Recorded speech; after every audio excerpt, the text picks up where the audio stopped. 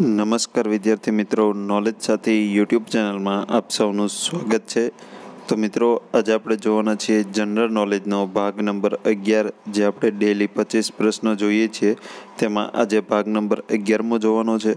જો મિત્રો તમને આ અમારા વિડીયો પસંદ આવે, આ વિડીયોની સિરીઝ તમને જો પસંદ આવતી હોય તો આ વિડીયોને લાઇક અને શેર કરીને અમને સપોર્ટ કરજો અને અમારી ચેનલ હજી સુધી તમે સબસ્ક્રાઈબ નથી કરી તો આ ચેનલને સબસ્ક્રાઈબ કરીને બાજુમાં આવેલા બેલ આઇકન પર ક્લિક કરી દેજો, કારણ કે આપણે આવા જ અવનવા વિડીયો ડેલી આપણે આપણી ચેનલમાં લાવતા રહીએ છીએ। તો સબસ્ક્રાઈબ કરવાનું ભૂલતા નહીં। તો ચલો મિત્રો, આપણે વધારે ટાઈમ ન વેસ્ટ કરતા આજનો વિડીયો આપણે ચાલુ કરીએ। તેમાં આજના વિડીયોનો પહેલો પ્રશ્ન જોઈએ કે સરદાર સરોવર યોજનાનો શિલાન્યાસ ક્યારે અને કોણે કર્યો હતો?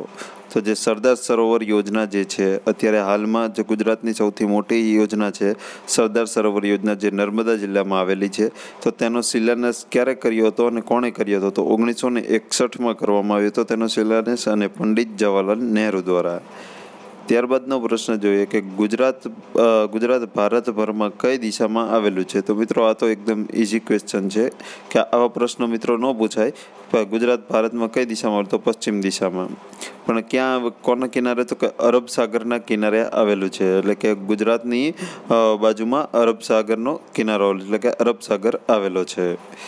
ત્યારબાદનો પ્રશ્ન છે કે પ્રથમ ગુજરાતી ન્યાયમૂર્તિ કોણ હતા? તો પ્રથમ ગુજરાતી ન્યાયમૂર્તિ હતા નાનાભાઈ હરિદાસ, એટલે કે જે સુપ્રીમ કોર્ટના જજ જે હોય, જે પ્રથમ ગુજરાતી ન્યાયમૂર્તિ હતા તે હતા નાનાભાઈ હરિદાસ।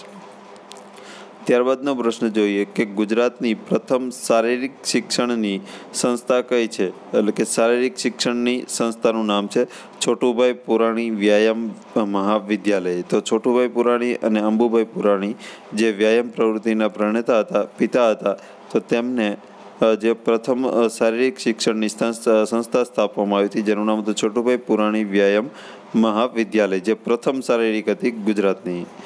ત્યારબાદનો પ્રશ્ન જોઈએ કે વૌઠાનો સુપ્રસિદ્ધ મેળો 7 નદીના સંગમ સ્થાન પર યોજાય છે। તો આ 7 નદી જે છે ખારી, મેશ્વો, સેઢી, માઝમ, વાત્રક, હાથમતી, આ ઉપરાંતની 7મી નદી કઈ છે? તો મિત્રો, આમાં આપણે 6 નદી આપેલી છે, તો 7મી નદી આમાંથી કઈ તૂટે છે? તો તેમાં જવાબ બનશે સાબરમતી, એટલે કે સાબરમતી નદી થઈને 7 નદીના પાણીનો સંગમ થાય છે વૌઠા। અને જે વૌઠા આવેલું છે ધોળકા તાલુકામાં, અને ધોળકા તાલુકો આવેલો છે અમદાવાદ જિલ્લામાં, અને જ્યાં મોટા પાયે ગધેડાની લેવેચ થાય છે, અને કાર્તિકી પૂર્ણિમાના રોજ અહીં વૌઠા ખાતે એક મેળો ભરાય છે, જ્યાં મોટા પાયે ગધેડાની લેવેચ થાય છે। ત્યારબાદનો પ્રશ્ન જોઈએ કે નર્મદ રચિત સુપ્રસિદ્ધ કવિતા જય જય ગરવી ગુજરાત સૌપ્રથમ ગુજરાતી ભાષામાં કયા શબ્દકોશમાં પ્રકાશિત થઈ હતી? તો તેમાં જવાબ આવશે નર્મકોશ।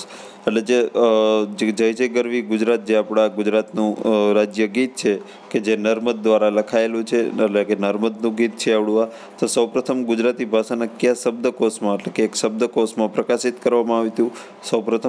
સૌપ્રથમ શબ્દકોશમાં પ્રકાશિત કરવામાં આવ્યું હતું? તો નર્મદ દ્વારા રચિત તેમના જ કોશમાં, નર્મકોશમાં તેને પ્રકાશિત કરવામાં આવ્યું હતું। ત્યારબાદનો પ્રશ્ન જોઈએ કે ગુજરાતની ભૌગોલિક સીમાઓનો વિસ્તાર કયા કુળના શાસનમાં સૌથી વધારે થયો? એટલે કે જે ભૌગોલિક સીમાનો જે વિસ્તાર હતો તે કોના શાસકમાં વધારે થયો હતો, એટલે કે તેમાં વધારો પામ્યો હતો? તો તેમાં જવાબ છે સોલંકી વંશ। તો સોલંકી વંશમાં જે ગુજરાતનો જે ભૌગોલિક સીમા જે હતી તેમાં વધારો નોંધાયો હતો। ત્યારબાદનો પ્રશ્ન જોઈએ કે સરદાર આવાસ યોજના ક્યારથી અમલમાં છે? તો સરદાર આવાસ યોજના 1972થી હાલની તારીખમાં પણ અમલમાં છે। ત્યારબાદનો પ્રશ્ન જોઈએ કે જામનગરનો અજાયબ કિલ્લો કોણે અને ક્યારે બાંધ્યો? તો અજાયબ કિલ્લો સૌપ્રથમ ક્યાં આવેલો છે? તો કે જામનગરમાં। અને અજાયબ કિલ્લો કોણે અને ક્યારે બાંધ્યો? તો બાંધવામાં આવ્યો હતો દિવાન મેરામણ ખવાસ દ્વારા બાંધવામાં આવ્યો હતો। અને ક્યારે બાંધવામાં આવ્યો હતો? તો કે ઈસવીસન 1784 થી 1789 દરમિયાન। તો 1784 થી 1789 દરમિયાન દિવાન મેરામણ ખવાસ દ્વારા અજાયબનો કિલ્લો બાંધવામાં આવ્યો હતો, અને જે અજાયબનો કિલ્લો છે જામનગરમાં। ત્યારબાદનો પ્રશ્ન જોઈએ કનૈયાલાલ મુનશી રચિત કાક અને મંજરી પાત્રો કઈ કૃતિમાં આવે છે? તો કાક અને મંજરી પાત્રો આવે છે ગુજરાતનો નાથમાં। ત્યારબાદનો પ્રશ્ન જોઈએ કે ગુજરાતના કયા લોકનૃત્યનું નામ સંસ્કૃત શબ્દ ગર્ભદીપ પરથી ઉતરી આવ્યું છે? તો મિત્રો આપણે સાંસ્કૃતિક વારસામાં જોઈએ તો કે ગર્ભદીપ પરથી એક શબ્દ ઉતરી આવ્યો છે, જે શબ્દનું નામ છે ગરબા. અને આ ગર્ભદીપ ઉપરથી જે ગરબા શબ્દ ઉતરી આવ્યો છે, તે ગરબા જે છે તે ગુજરાતનું એક લોકનૃત્ય છે અને લોકનૃત્યનું નામ પણ ગરબા છે. તેથી આ પ્રશ્નનો જવાબ બનશે ગરબા. એટલે પ્રશ્ન એવો બને છે કે ગુજરાતના કયા લોકનૃત્યનું નામ સંસ્કૃત શબ્દ જ્યાં ગર્ભદીપ પરથી ઉતરી આવ્યો છે, તો તેમાં ગર્ભદીપ ઉપરથી આવે છે ગરબા, અને ગરબા એક ગુજરાતનું લોકનૃત્ય છે.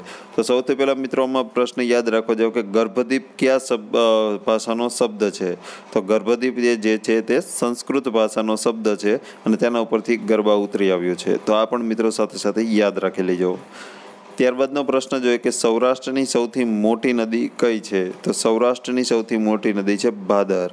અને મિત્રો ગુજરાતની સૌથી એવી મોટી નદી કે જે ગુજરાતમાં ઉદ્ભવતી હોય અને ગુજરાતમાં જ તેનો અંત થતો હોય એવી ગુજરાતની સૌથી મોટી નદી છે ભાદર. અને સૌરાષ્ટ્રની તો સૌથી મોટી નદી ભાદર છે, પણ ગુજરાતમાં ઉદ્ભવતી અને ગુજરાતમાં જ અંત થતો હોય તેવી નદી મોટી છે ગુજરાતની ભાદર. ત્યારબાદનો પ્રશ્ન જોઈએ કે શામળનું નોંધપાત્ર પ્રદાન કયા સાહિત્ય પ્રકારમાં છે? એટલે કે શામળ ભટ્ટે કયો સાહિત્ય પ્રકાર રચેલો છે કે જેમાં તેમનું નોંધપાત્ર પ્રદાન રહેલું છે? તો તેમાં જવાબ આવશે પદ્ય વાર્તા. એટલે કે પદ્ય વાર્તાના પિતા તરીકે પણ શામળ ભટ્ટને ઓળખવામાં આવે છે. ત્યારબાદનો પ્રશ્ન જોઈએ કે સરદાર સરોવરનું પાણી ગુજરાતના કેટલા ગામો તથા શહેરોને મળે છે? તો અંદાજિત છે 8,215 ગામો અને 135 શહેરોને આ સરદાર સરોવરનું જે પાણી જે છે તે ડેમનું પાણી ગુજરાતના ગામો અને શહેરોને મળે છે. ત્યારબાદનો પ્રશ્ન જોઈએ કે ગુજરાતમાં કેટલા પક્ષી અભયારણ્યો આવેલા છે? તો ગુજરાતમાં ટોટલ કેટલા પક્ષી અભયારણ્યો આવેલા છે? તો કે 5 પક્ષી અભયારણ્યો ટોટલ ગુજરાતમાં આવેલા છે. ત્યારબાદનો પ્રશ્ન જોઈએ કે ડભોઈનો કિલ્લો કેટલો લાંબો અને કેટલો પહોળો છે? એટલે ડભોઈનો કિલ્લો જે છે તે કેટલો લાંબો અને પહોળો, એટલે કે લંબાઈ અને પહોળાઈ કેટલી છે? તો તેમાં આવશે 1000 વાર લાંબો અને 800 વાર પહોળો. એટલે 1000 વાર લાંબો અને 800 વાર પહોળો છે આ ડભોઈનો કિલ્લો. ત્યારબાદનો પ્રશ્ન જોઈએ કે ગુજરાતી સાહિત્યનો પ્રથમ વિવેચન ગ્રંથ કયો ગણાય છે? તો ગુજરાતી સાહિત્યનો પ્રથમ વિવેચન ગ્રંથ ગણાય છે નવલ ગ્રંથાવલી. તો નવલ ગ્રંથાવલીને ગુજરાતી સાહિત્યનો પ્રથમ વિવેચન ગ્રંથ ગણાય છે. ત્યારબાદનો પ્રશ્ન જોઈએ કે નર્મદી કવિતાનો એક વિશિષ્ટ વિષય કયો હતો? તો તેમાં જવાબ આવશે વતન પ્રેમ. જે વતન પ્રેમ જે છે નર્મદી કવિતાનો એક વિશિષ્ટ વિષય હતો કે વતન પ્રેમ. ત્યારબાદનો પ્રશ્ન જોઈએ કે ઉદ્ધવ ગીતા અને સતી ગીતા આ કૃતિ કોની છે? તો ઉદ્ધવ ગીતા અને સતી ગીતા કૃતિઓ કોની છે? તો તેમાં જવાબ બનશે મુક્તાનંદ સ્વામી. તો મુક્તાનંદ સ્વામીની આ ઉદ્ધવ ગીતા અને સતી ગીતા બંને કૃતિઓ છે. ત્યારબાદનો પ્રશ્ન જોઈએ ગંગા સતીની પુત્રવધુનું નામ શું હતું? તો ગંગા સતીની સાથે જે એક બાઈ રહેતા હતા તે બાઈનું નામ છે પાનબાઈ. તો પાનબાઈ અને ગંગા સતી વચ્ચે શું સંબંધ હતો? તો તેમાં જવાબ બનશે જે પાનબાઈ રહી તે ગંગા સતીની પુત્રવધુ હતી. તો તેમાં મિત્રો જવાબ આવશે પાનબાઈ. ત્યારબાદનો પ્રશ્ન જોઈએ કે ગાંધીજી કોને પોતાનો 5મો પુત્ર ગણતા હતા? એટલે કે 5મા પુત્ર તરીકે ગાંધીજી કોને ગણતા હતા? તો તેમાં જવાબ આવશે જમનાલાલ બજાજ. તો જમનાલાલ બજાજ જે છે તે ગાંધીજીના 5મા પુત્ર તરીકે ગાંધીજી ગણતા હતા. ત્યારબાદનો પ્રશ્ન જોઈએ કે Chicago International Children Film Festival 2009-10માં કઈ ગુજરાતી ફિલ્મને ઇનામ મળ્યું હતું?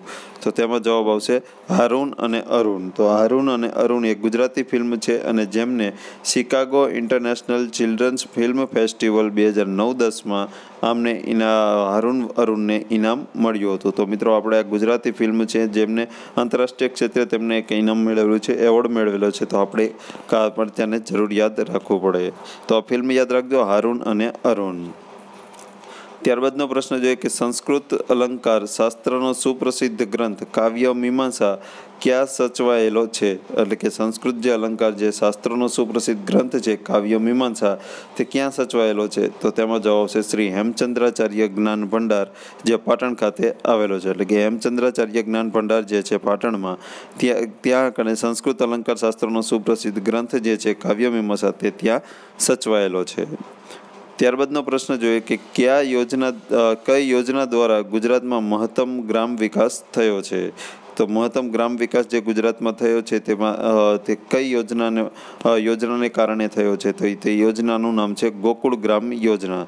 જે ગોકુળ ગ્રામ યોજના જે છે તે આપણા ગુજરાતના કેશુભાઈ પટેલ જ્યારે મુખ્યમંત્રી હતા તો કેશુભાઈ પટેલના મુખ્યમંત્રીના સમયગાળામાં આ ગોકુળ ગ્રામ યોજના ચાલુ કરવામાં આવી હતી અને આ ગોકુળ ગ્રામ યોજના દ્વારા ગુજરાતમાં મહત્તમ ગ્રામ વિકાસ થયો છે.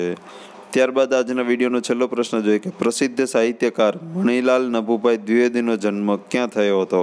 તો પ્રસિદ્ધ સાહિત્યકાર જે મણિલાલ નભુભાઈ દ્વિવેદી છે તેમનો જન્મ ક્યાં થયો હતો? તો તેમનો જન્મ થયો હતો નડિયાદ ખાતે.